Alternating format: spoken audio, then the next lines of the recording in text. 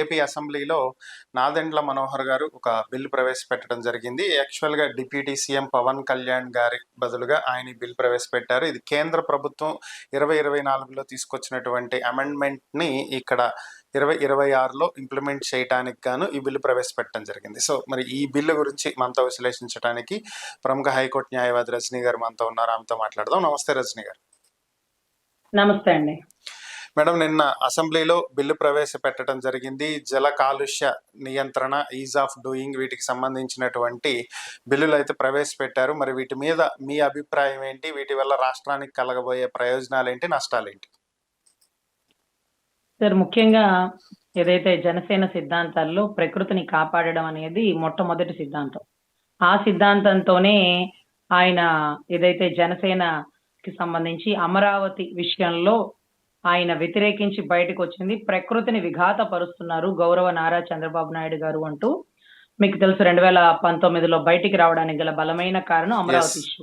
ఏంటి అమరావతి ఇష్యూ అంటే బలవంతంగా భూములు లాక్కోవడం, 3 పంటలు పండే భూమిలో పెద్ద పెద్ద కట్టడాలు ఇన్ని వేల ఎకరాలు తీసుకోవడం, ఇవన్నీ ప్రకృతిని విఘాతపరచడం అంటూ ఒడ్డే శోభనాద్రీశ్వరరావు గారు, బొలిశెట్టి సత్య గారు, జస్టిస్ గోపాల్ గౌడ్ గారు, ఇంకా పెద్ద పెద్ద సిపిఐ, సిపిఎం చాలా మంది విప్లవ నేతలు వీళ్ళందరితో కలిసి అండి.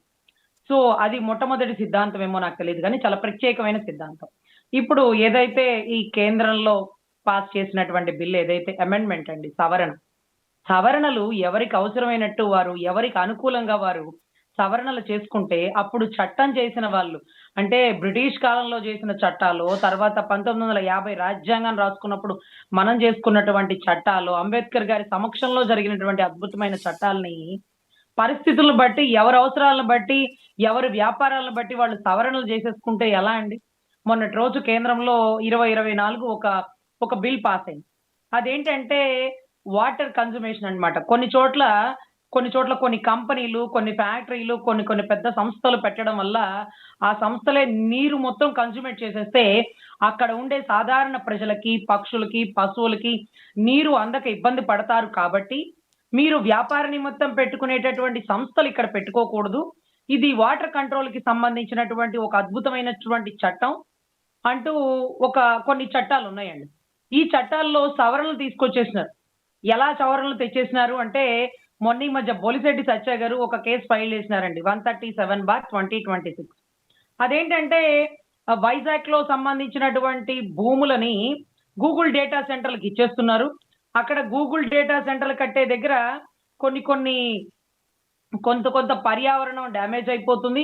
అక్కడ వైల్డ్ యానిమల్ శాంచురీ సంబంధించి అవంతా దెబ్బతింటుంది. అటవీ పరిసర ప్రాంతాల్లో లేకపోతే గ్రీనరీ సంబంధించిన ఏరియాని ఇలాగ ఇబ్బంది పెట్టకూడదు, ఇది పర్యావరణ విరుద్ధం అంటూ కొన్ని కేసులు నమోదు చేసినారండి. అంటే పబ్లిక్ ఇంట్రెస్ట్ లిటిగేషన్ అంటూ నమోదు చేశారు. అది జరుగుతూ ఉంది. అదే రకంగా అసెంబ్లీలో నెల్లిమర్ల లోకమాధవి గారు చక్కటి విశ్లేషణ ఇచ్చినారు. ఏమంటే, అయ్యా వ్యాపారాలు తీసుకొస్తున్నారు సంతోషం, కానీ వైజాగ్ పరిసర ప్రాంతాల్లో నీటి ఒత్తిడి బాగా ఎక్కువగా ఉంటది. ఆ నీటి ఒత్తిడి ఇప్పటికే తట్టుకోలేని పరిస్థితుల్లో ఉన్నాయి. అదే రకంగా ఎంతో కొంత అంటే కరెంట్ పవర్ కన్జ్యూమేట్ చేసేస్తుంది ఆ ఫ్యాక్టరీస్, గూగుల్ డేటా సెంటర్లు. దానివల్ల రాగల రోజుల్లో జరగబోయే ఇబ్బందుల్ని ఎలా ఎదుర్కొంటారు, అది ఎంత కరెంట్ కన్జ్యూమేట్ చేస్తుంది సుమారు మీ అంచనా? అదే రకంగా వాటర్ కన్జర్వేషన్ ఎంత చేసేస్తుంది? అప్పుడు వైజాగ్ పరిసర ప్రాంతాల్లో ఇప్పటికీ పోలవరం పూర్తయితే ఆ నీటి ఒత్తిడి కొంచెం తగ్గి కొంచెం బెటర్ గా ఉంటది. వైజాగ్ నుంచి ఏదైతే ఈస్ట్ వెస్ట్ నుంచి వైజాగ్ వరకు అది పూర్తవలేదు. ఇంకా నీటికి చాలా ఇబ్బంది ఉందండి. బాగా మాకు ఎలా తెలుస్తుంది అంటే, హైదరాబాద్ లో హాస్టల్ కి మేము ఉండాలంటే మంత్లీ 4,500, 5,000, కానీ వైజాగ్ లో ఉండాలంటే 7,000, 8,000. ఏంటి అంటే అక్కడ వాటర్ ట్యాంకర్లు తెచ్చుకుంటారట, అందుకని నీటి మీద ఎక్కువ పన్ను పడిపోతుందండి, లేకపోతే నీరే ఎక్కువ కొనాల్సి వస్తుంది, దాని మీద మీకు తప్పదు అంటూ 2,000 ఎక్స్ట్రా ఉంటుందండి. ఎందుకంటే నేను ఆంధ్ర యూనివర్సిటీలో LLM ఇంటర్నేషనల్ ఎగ్జామ్స్ రాస్తున్నప్పుడు హాస్టల్లో ఉండేటప్పుడు నేను అడిగేదాన్ని, హైదరాబాద్ లో చాలా తక్కువ కదండి, ఇక్కడ ఏంటి ఇంత తీసుకుంటున్నారంటే వాళ్ళు చెప్పేవాళ్ళు పొద్దున్నే అదే మాదిరిగా వాటర్ ట్యాంకర్లు వచ్చాయి. అంటే నీటికి ఎంత ఇబ్బంది ఇప్పుడే పడుతున్నారు అంటే, ఇక రాగల రోజుల్లో ఈ మొత్తం నీటిని కూడా ఈ గూగుల్ డేటా సెంటర్ పీల్ చేస్తే ఒక పెద్ద భూబకాసురుడు లాగా నీరు మొత్తం పీల్చేస్తుంది, కరెంట్ మొత్తం తీసేసుకుంటది. ఎంత కరెంట్ జనరేట్ చేసినా సరే దానికి దోసిట్లో వేయడానికే సరిపోదు. దోసిట్లో అంటే అంత తీసేసుకుంటది. సరే సడన్ గా కంపెనీ ఫ్లోలోకి వెళ్ళిపోయింది అనుకోండి, అప్పుడు ఆపడానికి అవ్వదండి. సో ఇటువంటి పరిస్థితుల్లో మొదట్లోనే, ఎందుకంటే పెద్ద పెద్ద నెదర్లాండ్ కంపెనీలు, పెద్ద పెద్ద దేశాలు, డెవలపింగ్ కంట్రీస్ అన్నీ ఉన్నాయి. డెవలప్డ్ కంట్రీస్ అవి. మనం ఇంకా డెవలప్డ్ కంట్రీసే గూగుల్ డేటా సెంటర్ ని స్వాగతించలా. ఎందుకు వద్దంటున్నాయో కారణాలు కూడా చెప్పినాయి. మా వల్ల కాదు, మేము భరించలేం, ఎడారిలో పెట్టుకోండి, అక్కడ కూడా వల్ల కాదు, అక్కడ కూడా నీటి ఇబ్బంది మీరు తట్టుకోలేరు, మా వల్ల కాదు అంటూ చాలా రిజెక్ట్ చేసేస్తున్నారు. మీరు ఆన్లైన్ లో ఓపెన్ చేసి చూడండి సార్. బతకడానికి ఏమైనా చెయ్యొచ్చు, కానీ మరీ చావుతో పోరాడుతూ నిరంతరం బతకడం కష్టం సార్, చాలా కష్టం సార్. సో ఇటువంటి పరిస్థితుల్లో ఆవిడ నెల్లిమర్ల లోకమాధవి గారు రేస్ చేసిన పాయింట్ కానీ, ఏదైతే బొలిశెట్టి సత్య గారు సుప్రీం మన హైకోర్టులో వేసినటువంటి 137/2026 కానీ, ఇవన్నిటికీ ఒకే ఒక్క చెక్ పవన్ కళ్యాణ్ గారు లేని సమక్షంలో, పవన్ కళ్యాణ్ గారి తరపున పొల్యూషన్ బోర్డుకి సంబంధించిందో లేకపోతే వాటర్ కన్జర్వేషన్ సంబంధించిన బోర్డుదో ఈయన తీర్మానం తీసుకుంటున్నారు. దాన్ని అయ్యన్న పాత్రుడు గారు, స్పీకర్ గారు తప్పట్లు కొట్టి అందరూ ఒప్పుకున్నారు, అవును అందరూ ఒప్పుకున్నారు, తీర్మానం ఏకగ్రీవం అయిపోయిందన్నారు. దీనికి మంత్రి నారాయణ గారు చెక్కభజన చేసినారు. ఎవరు మీరు అసెంబ్లీలో ఒక డిప్యూటీ సీఎం అతని శాఖకు సంబంధించినటువంటి విషయం తీర్మానం అతను చెయ్యాలా? అతను మొన్న అంతకుముందు ఏదో ముక్కు సర్జరీ చేయించుకున్నారు, తర్వాత భుజాల సర్జరీ చేయించుకున్నారు, ఇప్పుడు బాగానే ఉన్నారు, జ్వరం వచ్చింది, పర్లేదు వస్తారు మళ్ళీ, ఆయన వచ్చే వరకు ఆగండి. ఆయన సర్జరీలో ఉన్నప్పుడు కూడా మీరు ఈ తీర్మానాలు తీసుకోకూడదు. అలాంటిది ఆయన జ్వరం వచ్చి బాగానే ఉండి అదే రోజు సాయంత్రం అసెంబ్లీకి వచ్చేసినారు, అదే రోజు పొద్దున మీరు తీర్మానం చేసేసినారు. అది ఎంత తప్పండి? బాగలేక ఒక వ్యక్తి సర్జరీ ఏదో అయ్యి మంచానుంటే సరే పోనీలేండి, అతను వచ్చే వరకు ఎలాగా, ఇది అంటే ఇవి అర్జెంట్ అనమాట. ఇది లేకపోతే రాష్ట్రం ఊపిరి పీల్చుకోలేదు, వచ్చే యుద్ధాన్ని ఏదో ఆపేయనట్టు ఏం కొంపలు మునిగిపోయినాయి అంటే గూగుల్ డేటా సెంటర్ రావడానికి పర్మిషన్లు రాష్ట్రం ఇచ్చుకునే దగ్గర ఎంతో మంది పిల్ వేస్తున్నారు, పబ్లిక్ ఇంట్రెస్ట్ లిటిగేషన్ లాంటి పిటిషన్స్ వేస్తున్నారు. కాబట్టి రాష్ట్రానికి సంబంధించిన ఏకగ్రీవ సంతకం లేదే అది శాంక్షన్ అయ్యే పరిస్థితి లేదు. అలాంటని ఏకగ్రీవమైన తీర్మానం. అయితే ఇది కేంద్రం ఏకగ్రీవంగా దీన్ని అమెండ్మెంట్ పాస్ చేసిందండి, చట్టంలో సవరణ విధించింది. ఆ విధించిన సవరణ కూడా ఏ రాష్ట్రాల్లో ఇంప్లిమెంట్ చేసిందో తెలుసా అండి? ఇంప్లిమెంట్ చేద్దాం అనుకుందో తెలుసా? హిమాచల్ ప్రదేశ్లో, రాజస్థాన్లో, కేంద్ర పాలిత ప్రాంతాల్లో. మిగతా రాష్ట్రాల్లో ఆయా అవసరాలను బట్టి, అక్కడ ఉండే పరిస్థితులను బట్టి ఆ రాష్ట్రం తీసుకునే నిర్ణయం మీద ఈ సవరణని ఆ రాష్ట్రం కూడా తీసుకోవచ్చు అన్నారండి. కానీ ఏ రాష్ట్రాలు తీసుకోలేదండి, ఏ రాష్ట్రాలు ఇంకా తీసుకోలేదు. కానీ ఆంధ్ర రాష్ట్రం అందులోను ఇప్పుడిప్పుడే అమరావతి బిల్డ్ చేసుకో అంటే రాజధాని కట్టుకునే రాష్ట్రం ఈరోజు ఇంత గొప్ప నిర్ణయం తీసేసుకుందండి. ఇలా తీసుకోవచ్చా అండి? మీరు ఉప ముఖ్యమంత్రిని పక్కన పడేసినారా? మీరెవరు ఆయన లేనప్పుడు నిర్ణయాలు తీసుకోవడానికి? ఎవరు మీరు? Who are you? ఎక్కడైనా ఏ రాష్ట్ర అసెంబ్లీలోనే ఇలా జరిగిందా ఎప్పుడన్నా? ఏ శాఖ మంత్రి తీసుకోవాల్సినటువంటి ఏకగ్రీవ తీర్మాన నిర్ణయాలని ఆ రాష్ట్ర శాఖ మంత్రి ఎవరైతే ఆ శాఖ మంత్రి లేకుండా పక్కన శాఖ పౌర శాఖరాల సరఫరా మంత్రి, సార్ ఒక్కసారి మీరు అది ప్లే చేయండి సార్, రాష్ట్ర ప్రజలు ఒక్కసారి వినాలా? ఇది అసెంబ్లీలో చాలా నిగూఢంగా దాచేసినారు, ఇది ఎక్కడ వినిపించట్లా, కనిపించట్లా, ఒక్కసారి నా కోసం ప్లే చేయండి. ఉప ముఖ్యమంత్రి గారి తరఫున పౌర సరఫరాల శాఖ మంత్రి గారు తీర్మానం ప్రవేశపెడతారు. కేంద్ర ప్రభుత్వం పార్లమెంట్ లో ఈ water and control of pollution amendment act 2024 number 5 of 2024 ఫిబ్రవరి 15, 2024లో దాన్ని ఆమోదించారు అధ్యక్ష. ఆ చట్ట సవరణ జరిగిన తర్వాత గెజెట్ నోటిఫికేషన్ కూడా వాళ్ళు ఆల్రెడీ రిలీజ్ చేశారు అధ్యక్ష. ఈ అమెండ్మెంట్ లో ప్రధానంగా ఏంటంటే ముందుగా హిమాచల్ ప్రదేశ్, రాజస్థాన్, అదేవిధంగా కేంద్ర పాలిత ప్రాంతాలకి ఇమీడియట్ గా వర్తించేటట్టు ఒక నిర్ణయం తీసుకుని దేశవ్యాప్తంగా ఉన్న ఇతర రాష్ట్రాలు కూడా దీనిపైన నిర్ణయం తీసుకుంటే కేంద్ర ప్రభుత్వం ఏదైతే ఈజ్ ఆఫ్ డూయింగ్ బిజినెస్ కి భాగంగా ఎంకరేజ్ చేయడానికి, అదేవిధంగా ఈ పొల్యూషన్ కంట్రోల్ బోర్డ్స్ ని పటిష్టం చేయడానికి వాళ్ళు తీసుకున్న చర్యల్లో భాగంగా ఈ అమెండ్మెంట్ తీసుకొచ్చి ఆ రోజున వాళ్ళు ఈ యాక్ట్ ని ప్రతిపాదించడం జరిగింది అధ్యక్ష. మన రాష్ట్రంలో కూడా మన కౌన్సిల్ ఆఫ్ మినిస్టర్స్ దీన్ని 13వ తారీఖున మార్చ్ 2026లో దీని గురించి చర్చించి ఖచ్చితంగా ఈ రాష్ట్రానికి ఉపయోగపడే విధంగా ఈ చట్టాన్ని తీసుకొచ్చారు. కాబట్టి ఒక బాధ్యత కలిగిన ప్రభుత్వంగా ఈజ్ ఆఫ్ డూయింగ్ బిజినెస్ ని మనం పెంచడానికి కోసం, అదేవిధంగా ఈ stream lining the process of pollution control boards, కేంద్ర ప్రభుత్వం ఏ విధంగా పొల్యూషన్ కంట్రోల్ బోర్డుని చాలా జాగ్రత్తగా నిర్వర్తిస్తున్నారో సేమ్ మన రాష్ట్రాల్లో కూడా స్టేట్ పొల్యూషన్ కంట్రోల్ బోర్డ్స్ కూడా అధికారం ఇచ్చే విధంగా, అట్ ద సేమ్ టైం అనవసరమైన గతంలో ఉన్న చిన్న చిన్న చట్టాలు, కేసులు ఎక్కువగా ఉండేవి అధ్యక్ష, వాటిని తొలగించి మానిటరీ రూపంలో వాళ్ళకి ఫైన్లు కలిగించే విధంగా దానికోసం ఈ ఏర్పాట్లు చేయడం జరిగింది అధ్యక్ష. ఇది ప్రధానమైన కొన్ని ముఖ్య అంశాలు. దీంట్లో నేను మీ ద్వారా సభని కోరేది ఏంటంటే, ఈ తీర్మానాన్ని ఆమోదించడం ద్వారా పైన పేర్కొన్న సవరణ చట్టాన్ని ఆంధ్రప్రదేశ్ రాష్ట్రంలో స్వీకరించాలని ఈ సభ ద్వారా నేను సభ్యులందరినీ కూడా నేను కోరుతున్నాను అధ్యక్ష. గౌరవ ఉప ముఖ్యమంత్రి గారి తరఫున పౌర సరఫరాల శాఖ మంత్రి గారు ప్రవేశపెట్టిన తీర్మానం సభ సమక్షంలో ఉంది.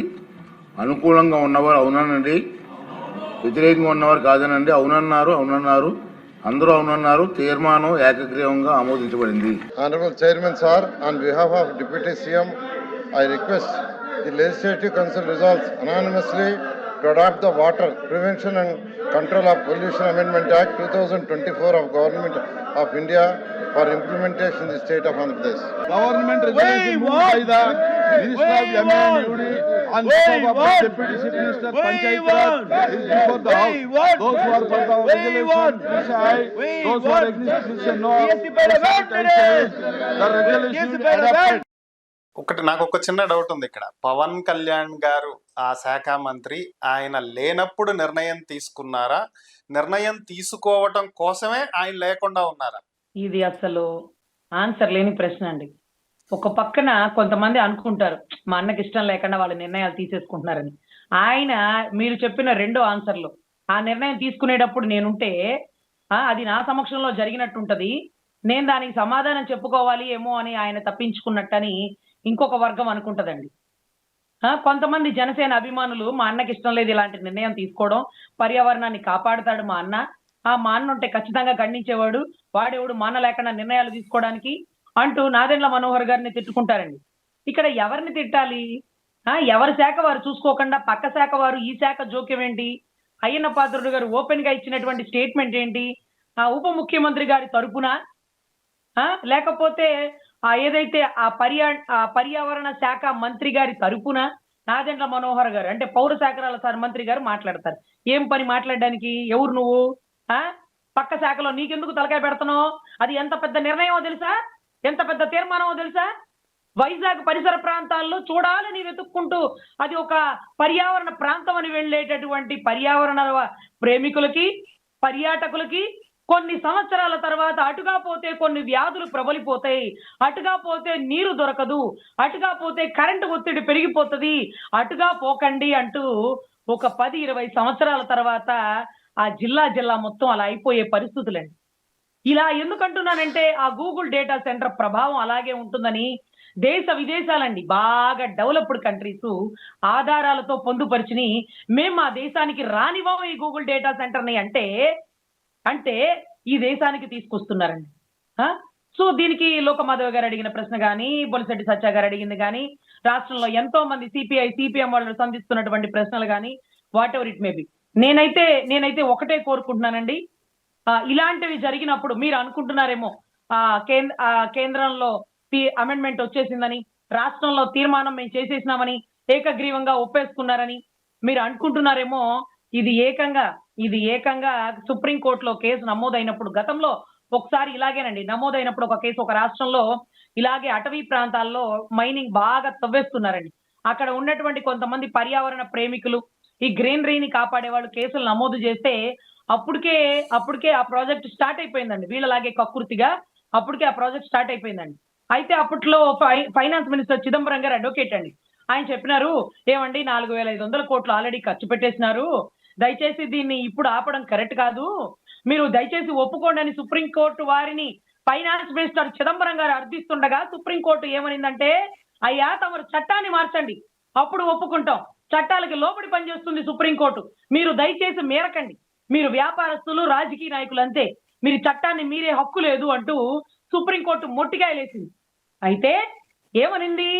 చట్టం మార్చండి, చట్టంలో మార్చకుండా చట్టానికి అతీతంగా చేయలేము. 4,500 కోట్లు కాదు కొన్ని వేల కోట్లు ఖర్చు పెట్టినా ఆ ఫ్యాక్టరీనో ఆ కంపెనీనో ఆ ప్రాజెక్టో ఆగిపోవాల్సిందే అంటూ నిరభ్యంతరంగా ఆపేసిందండి. నిరభ్యంతరంగా. అయితే ఆ వీక్ పాయింట్, ఆ లాజిక్ పాయింట్ పట్టుకున్నారు చూసినారా? చట్టాలు మార్చుకోవాలి కానీ చట్టాలను మీరు పోకూడదండి అన్నారు కదా, చేసేసినారండి. 2024లో చట్టాన్ని సవరణ కూడా చేసేసినారండి. ఎంత గొప్పగా సవరణ చేసినారంటే ఇలాంటి గూగుల్ డేటా సెంటర్లు అంటే చెట్టుకోటి పుట్టకోటి వచ్చేస్తాయండి ఇక. ఇంకొకటి ఆ తీర్మానంలో ఒకటండి, మీరు ఫుల్‌గా చదివితే ఆయన ఏదో చిన్న పాయింట్‌గా చెప్తున్నాడు. దాంట్లో పొందుపరిచినటువంటి విషయాల్ని అవి పబ్లిక్‌లో ఒకసారి పేపర్‌లో ప్రకటించండి సార్. ఆ! అదేంటంటే గతంలో నమోదైన చట్టంలో పడినటువంటి చిన్న చిన్న కేసులంట ఇప్పుడు చట్టంలో సవరణ విధించినారు కాబట్టి ఆ చిన్న చట్ట పరిధిలో పెట్టినటువంటి చిన్న కేసుల్ని తొలగించాలంట. ఏంటో తెలుసా సార్ ఆ చిన్న కేసులు?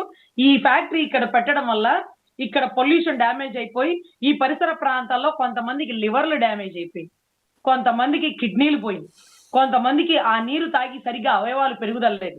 అంటే సేమ్ ఉద్దానం బాధితుల్లాగే చాలా ఫ్యాక్టరీల దగ్గరలో ఆ వేస్ట్ వాటర్ చెరువులోకి వెళ్ళిపోవడం వల్ల ఆ వేస్ట్ వాటర్‌లో చెరువులో నీళ్లు అది తాగేసి గేదెలు, పశువులు ఆ నీళ్లు తాగేసినటువంటి మనుషులు వ్యాధుల పాలిట పడిపోతున్నారని ఆధారపూర్వకంగా కోర్టులో నమోదు చేస్తే ఆయా కేసులు నమోదు చేసి ఆ పొల్యూషన్ బోర్డు వాళ్ళు మీరు ఇవి ఆపుకోవాల్సిందే, ఈ ఫ్యాక్టరీ ఇక్కడ రన్ అవ్వకుండా ఉండాల్సిందని ఆపారు.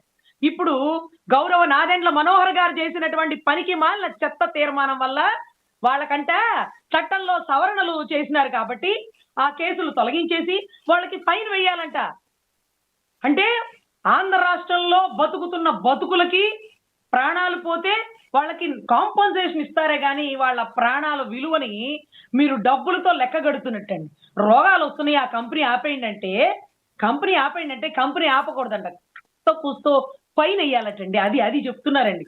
అది నిరభ్యంతరంగా సిగ్గు లేకుండా అసెంబ్లీలో దాన్ని తీర్మానం చేస్తుంటే అసెంబ్లీలో ప్రజల ప్రతినిధులుగా ఉన్న వాళ్ళు తప్పట్లు కొట్టి అవును అవును ఏకగ్రీవంగా ఎంపిక చేస్తున్నాం అన్నారు. ఒక్కసారి సిగ్గు తెచ్చుకోండి అయ్యా. హిమాచల్ ప్రదేశ్, రాజస్థాను లేకపోతే కేంద్ర పాలిత ప్రాంతాలు తప్ప ఇంకా వీటిని అన్ని చోట్ల ఇంప్లిమెంట్ చేయమని కూడా రాలా. ఏ రాష్ట్రం ఇంప్లిమెంట్ చేయదు. ఏ రాష్ట్రమైనా ఆ రాష్ట్ర ప్రజల్ని రోగాల బారిన పడిపోవాలి, చనిపోవాలి, నిర్వీర్యం అయిపోవాలి కంపెనీలు డబ్బులు అని అనుకోలేదు. ఎందుకంటే ఆ ప్రజానాయకులు కూడా ఆ రాష్ట్రంలోనే నివసించాలి కాబట్టి అనుకున్నారు. మీరు పక్క దేశానికి వెళ్ళిపోతారా? ఈ కంపెనీని ఓకే చేసి ఈ కంపెనీని వచ్చిన పేమెంట్లు సర్దేసుకొని దేశ విదేశాలకు వెళ్ళిపోతారా అండి? మిమ్మల్ని నమ్మి మీకు ఓట్లు వేసినప్పుడు మీరు చేసే తీర్మానాలు ఇలాగుంటాయా అండి? అసలు వైజాగ్ని ఏం చేద్దాం అనుకుంటున్నారు? ఇలాంటివన్నీ పర్మిషన్లు ఇచ్చి అసలు చట్ట సవరణ అండి. సుప్రీంకోర్టు ఆ రోజు చెప్తే మేము అనుకున్నామండి ఇక ఏ కంపెనీలు ఏ ఫ్యాక్టరీలు వచ్చినా చట్టం బలంగా ఉంది, సుప్రీంకోర్టు మొట్టికాయలు వేసిద్ది, ఆ ఫ్యాక్టరీల నిర్మాణాలు ఇక ఇలా జరగవు అంటూ హిడ్మా లాంటి ఎంతో మంది తీవ్రవాదులు ఉగ్రవాదులు కాదండి. వాళ్ళు తీవ్రవాదులు ఉగ్రవాదులు కాదు, అటవిని కాపాడుకునేటటువంటి అడవి జాతి బిడ్డలు ఈ రోజు ప్రభుత్వాలని కంపెనీల వాళ్ళని ఎదుర్కోవడానికి పెన్ను బదులు గన్ను బట్టి బయటకు వచ్చిన వాళ్ళండి. అలాంటిది మీరేం భయపడకండి అయ్యా. మంచి చట్టాలే ఉన్నాయి. చట్టాలను మీరు పోరు అంటే దౌర్భాగ్యం 2024లో చట్టాలను సవరణ కూడా చేసినారంట. ఆ చట్టాల్ని తప్పట్లు కొట్టి అసెంబ్లీలో ఏకగ్రీవం చేసినారట. అది కూడా ఉప ముఖ్యమంత్రి గారు లేరు, అది కూడా ఆయా శాఖ మంత్రి గారు లేరు. ఇందాక మీరు సంధించినటువంటి రెండు ప్రశ్నలకి ఒకరు ఒక సమాధానం, ఇంకొకరు ఇంకొక సమాధానాన్ని ఊహించుకుంటారండి. మరి నేనేమనుకుంటున్నానంటే తప్పు చేసినప్పుడు ప్రశ్నిస్తానన్న మా అన్న, పర్యావరణాన్ని నా మొదటి సూత్రంగా భావిస్తానన్న నా అన్న, అదే పర్యావరణం కోసం 2019లో బయటకు వచ్చేసిన నా అన్న ఈ రోజు మెడికల్ కాలేజీల ప్రైవేటీకరణ, ఇంకా కూడా రాజధాని రైతుల భూములు, ఇంకా కూడా ఇటువంటి సవరణలు అసెంబ్లీలో పాస్ చేయడం, పర్యావరణాన్ని డ్యామేజ్ చేయడం, గూగుల్ డేటా సెంటర్ కి భూములు, వైల్డ్ లైఫ్ సెంచరీ ఏదైతే కొన్ని జీవోత్సవాలు కొన్ని ప్రాణాలు కూడా చనిపోయే పరిస్థితికి పోను ఇంకా దారుణంగా ఉంటది. కాబట్టి అన్న వీటిని గుర్తించి ఇటువంటి బిల్లు నేను లేకుండా ప్రతిపాదన చేయడం కరెక్ట్ కాదు, నేను దీనికి అంగీకరించను అంటూ అసెంబ్లీకి వచ్చి మాట్లాడాలి. మౌనం అర్ధాంగీకారం. మీరు రాకపోతే మీరు ఒప్పుకున్నట్టే. మీరు రావడం ఇష్టం లేకుండా ఉండాలంటే మీరు వచ్చి దాన్ని ఖండించడం ఇష్టం లేదంటే ఒప్పుకున్నట్టే, తల వంచినట్టే, తల ఒగ్గినట్టే. సో దయచేసి ఒక్కసారి పునరాలోచన చేసుకోవాలి. ఇది ప్రజల ప్రాణాలతో కూడినటువంటి విషయం కాబట్టి మీ మహిళా ఎమ్మెల్యే గారు కూడా దీని గురించి ప్రస్తావించారు కాబట్టి దయచేసి ఒక్కసారి జ్ఞప్తిక పెట్టుకోవాలని కోరుకుంటున్నాను. ఓకే.